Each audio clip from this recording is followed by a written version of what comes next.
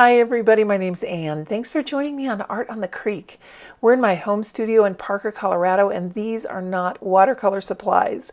Today I want to do something completely out of my comfort zone, and I'm so happy you're here because I have a sneaking suspicion that maybe there's a lot of you out there like me who've always wanted to try something completely new but been just a little bit nervous about it. So nothing like jumping in with both feet. Let's do this together. Let's see how this is going to work out. I'm kind of nervous. Are you ready? Here we go.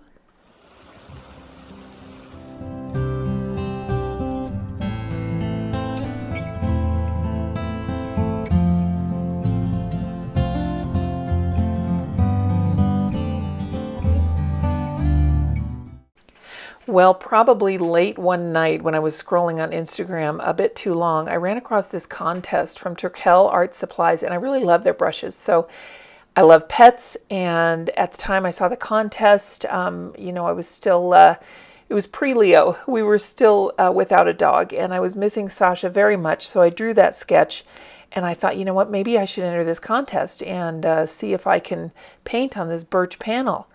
I don't know how successful I'm going to be. And I have no idea what I'm doing. I've never painted on a birch panel before. So, hey, right away, if you have comments, if you have tips, if you are watching this and you see me failing miserably at one point or another, please let me know what I did wrong. Let me know how to be better, because we're all in this artist community together. And I think not only myself, but I think a lot of those of you who comment can really benefit from one another's feedback and comments in the comment thread, because I tell you, you guys are all so kind and so helpful. And yeah, let's just keep it one big happy family. So I got these foam rollers off of Amazon because what I decided, since they were dense foam, I thought that they would be really great for applying the gesso onto this birch panel. My reasoning for that was because these are the rollers that we use to paint our front door, and it left absolutely no brush marks. So that was what I was kind of going for here. So let me skip ahead to that part where I put the gesso on. Now, I have used gesso a lot. I really love this brand, this Liquitex, and this is a clear gesso. So it just adds just enough texture, a little bit of grit to hold things on. And I know it can be used as kind of a base or a primer. So I wanted to use clear because I wasn't sure what I wanted to do about the wood grain. But I don't know if this is going to show up on camera. It is leaving all kinds of texture. I mean, it looks like sand on a beach. It's awful. So we're going to ditch this, and let's use a good old paintbrush. I have this old set of paintbrushes. They are, I think they're Royal Talons, and they have like this little silicone grippy on them. And I really like them for applying glue and gesso or things like that. So that was the perfect brush for this, just kind of a flat brush. And now that I've got that on there, and I think I've got all of the brush marks out the way I wanted to, I did a couple of coats, I think. Let's open up these guys. I've never seen these before in my life. They are supposed to be suitable for airbrushing and all kinds of other things. They're by Golden, which is a really nice paint company. They are transparent acrylics. So I'm just going to wing it. Sasha was our Shiba that passed away last October. She was 14 and a half. And let me show you the picture first of what I'm doing. This is one of my favorite pictures of her. I just love her little pose there. And she was so cuddled in that purple bed. And because she has gold in her fur, she is actually a red Shiba, but she's got that gold color. I wanted to use reds and purples on the background. And this stuff, I don't know if you guys have ever used it. It's really cool. So initially I thought I would mix it with the gesso to kind of tint the background like you would a canvas, but it was coming out kind of lavender. So I thought we could go a little more bold. These are transparent acrylics, and that color that I just put on is a dioxazine purple. They're so fun though. They're called high flow acrylics, and I could just see a lot of really fun uses for them, and I wanted to play with them. So this color is quinacridone red. I'm madly in love with quinacridones, and I thought, well, since these are transparent, maybe I can follow some of the thoughts and processes that I do when I paint with watercolor. And normally I would have done the red first and then the purple over it, or try and mix them, but I thought, I'm in it now. Let's just see where this goes. But I'm really liking the color that's coming out. So right now, after I got this on, I felt like it was just a little bit too pinky red. So my thought process here was, number one, I don't like the direction of the brush strokes, but I knew I wanted to put more paint on, and I wanted to make it more purple. So rather than go back into the purple, I thought I would just see what would happen if I put on this phthalo blue, because at this point I thought, well, if it doesn't work, I can just go over it with acrylic altogether and not mess with these at all. But I kind of had fun with this. So I thought, well, this time, since I kind of put everything on the edge first, this time I'll just put these little dots down the middle. And then I'm going to take my brush and kind of go in a ray or an outward starburst motion and see what happens when I get this all blended. So let me zoom to the end of that, and we can see how the final ended up. I also kind of went around the edges a little bit, and of course, because it's birch and it's layered, it's kind of unfinished looking. It just has like a stain look on the edges. So, you know, not horrible, but I love the starburst. So, okay, here's what I suspect all of you, the last time I did acrylic work was literally 1975. So you do the math, that's, what is that, almost 50 years ago. And yeah, I totally forgot everything you're supposed to do. Should I have drawn her on first and then put the background only in the background? It seemed like it was okay though. I felt like the colors weren't too terribly muted because these are sheer enough. I mean, like I said, I have no idea what I'm doing. I'm drawing with one of my favorite things to draw when I'm using an opaque medium. It is a Stabilo all pencil, and I just love them to pieces. I have a white and a black, and I go through them. They will write on metal, on glass, on plastic, and they're also water soluble. So I really like using them, and I knew that all I needed to do was get the basic lines of Sasha down here, and then I can paint from there. So I also knew, since I'm using acrylic paint, that these lines are going to disappear, which is good because that's what I wanted. And I could keep referring to my drawing. I did use my drawing, not the photo, because I wanted to have just the most recent capture there. Kind of, this is my pre-sketch, and I wanted to work from that. So it did come out a little bit wonky, but you know what? That's probably because I haven't used acrylics since the Pleistocene era. So yeah, let's go a little bit further in, and I'll show you the paints I used, because I don't really have acrylic paints for painting on canvases. I've just got some for crafting and journaling, that kind of thing. So let's go see what I used. Our adventure into use whatever works is continuing quite well here. I'm using a sheet of glassine for my my palette because I don't have any paper plates. I could have used foil, but the glassine worked out fine. So the paints that I'm using are by Ranger. They are the Dina Wakley Heavy Body Acrylics. I'm using a little bit of umber, and then this one is called Cheddar. So it's going to be kind of a dirty brown. That's not very descriptive, but umber, that's the way I describe it, as a dirty brown. It's not a very pleasant color to me, mixed with an orange. And I thought that would kind of get the color of her coat pretty good, because I don't have a yellow ochre. And you know what? Look at that mix. It came out okay. And I was able to work basically with those two colors to kind of get the color of her fur just about the way I wanted it.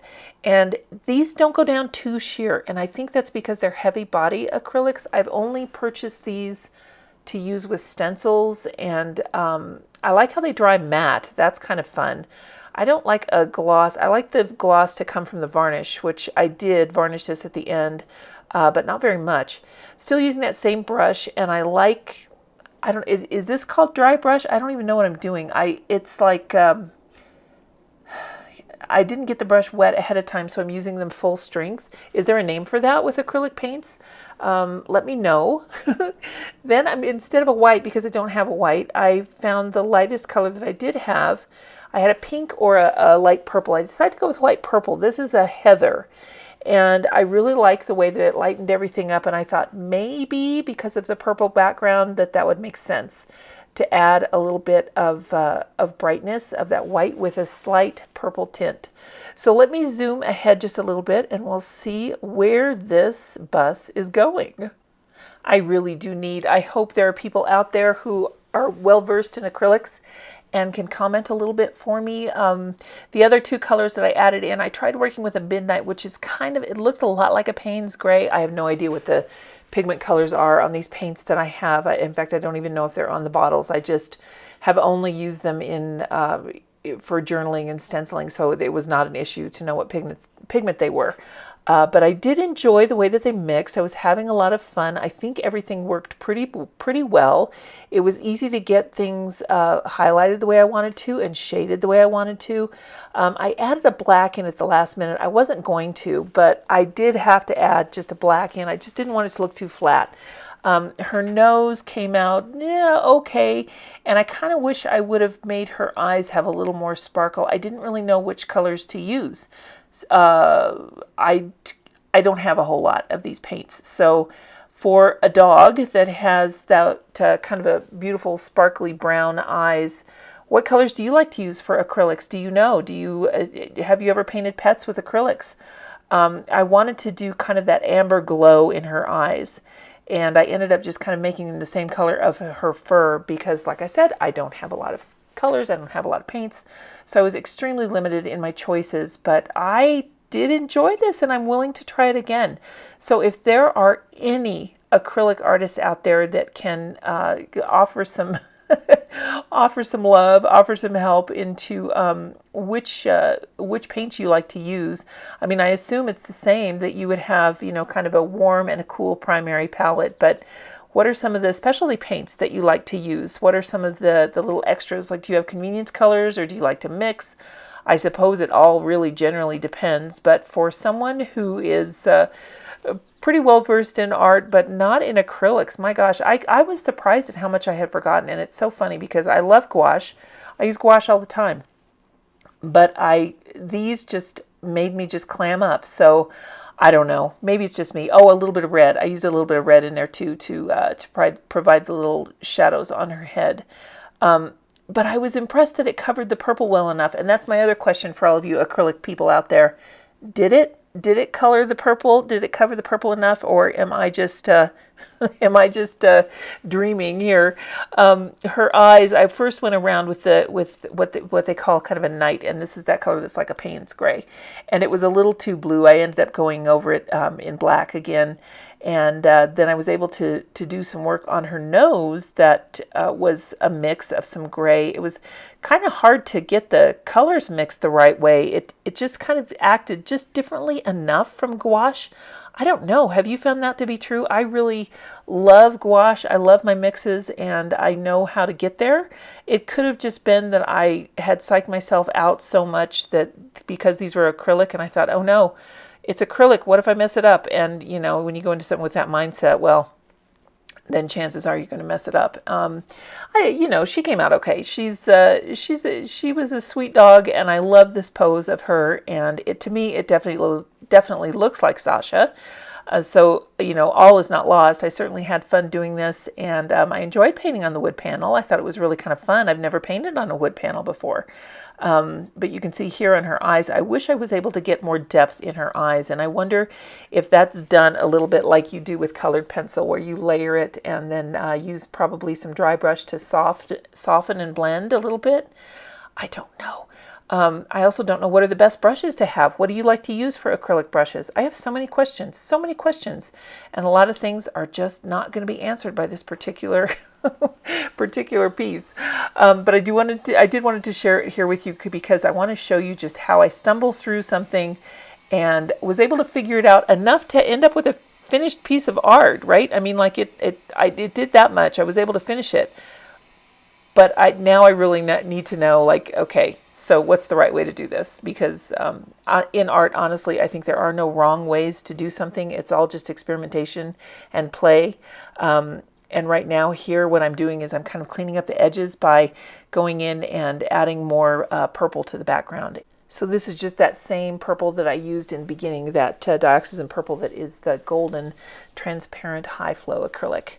So I use high flow acrylics, I use heavy body acrylics, all of these different acrylics. They're all part of the plan here. Now I just decided to go ahead and drop some in because it was mixing a little bit with that opaque paint and not quite what I wanted. But is this a good way to clean up an edge, is to go in and kind of cut into the background? I think I've seen that done. I don't watch acrylic people on YouTube that much, or oils, and I know that I have done this with gouache, and so I would assume that the rules, quote unquote, the rules of engagement are about the same. But I don't know why. I felt like I was just going down a blind alley, kind of like when you can tell which direction you're supposed to go, right? Like you know which way is west because in my world the mountains are there, but you don't have a map, and you kind of hope that that road will lead you to where you need to go, but you're not entirely sure. And that's definitely what happened to me on this. So I am sending out the white flag, sending out the SOS, really hoping that there are some of you in the audience here that either thought that this looked pretty fun and you want to try it yourself, or have some suggestions for me and can say, okay, rewind to this point in the video, and that's where you should have done this instead. So all of those tips are welcome. They're all very helpful, and I don't know. I entered my contest. I entered this into the contest. I highly doubt I'm going to win anything because I did this for me. I loved my dog. I love all dogs, and I'll have to do one of Leo now too, won't I? Oh, guys, I don't know. Let me get to the very end here, and you can see what it looks like after it's been varnished. I did use a gloss varnish on it, and the one thing that I like the most about it is that is her smile. Oh, and I used a Stabilo all pencil for the whiskers. So was that good? Was that bad? I don't have a brush that's super, super fine to do whiskers. So many questions. I hope you guys enjoyed this, and thanks for holding my hand as I played my true confessions out for you. Let me know in the comments if there's something else that you would like to see me experiment with, any kind of art medium. I'm happy to do that for you. Hope everybody's having a great day. We'll see you next time. Bye now.